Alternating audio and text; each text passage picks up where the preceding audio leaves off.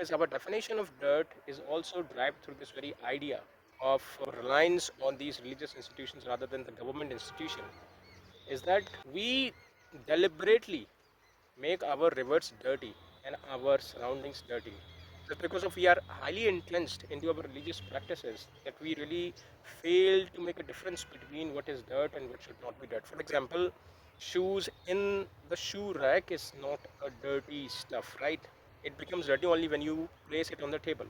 Similarly, these dirt, filthy things on the open ground is not dirt, but when it comes in your food that you're eating, then it becomes dirt. But why it happens that when we discharge these polluted things and all these dirt and filthy things into the water, just in the name of religious practice, we fail to observe that it is also causing the similar dirt, even a large scale dirt, which really causes human health problems, right?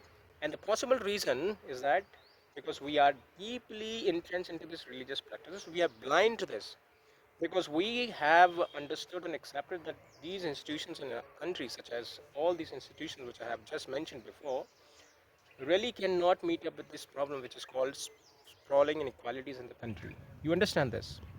And this is the only reason why these developing countries are still hell bent on these religious practices rather than questioning the government.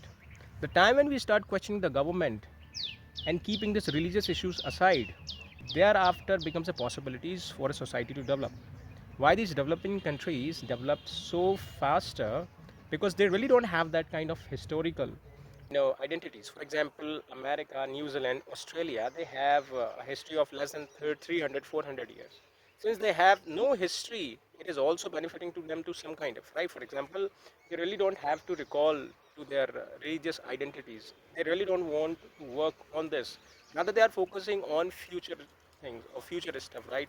They are living more in present rather than dealing with the past. So therefore, we people as a part of developing countries are often identified as a person living with present and living with past and present.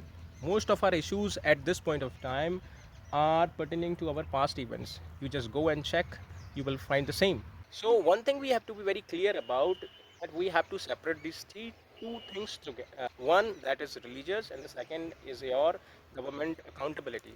The time when we start holding these government accountable for every mess that happens in the society, and for every failure that we face in our routine life, I think we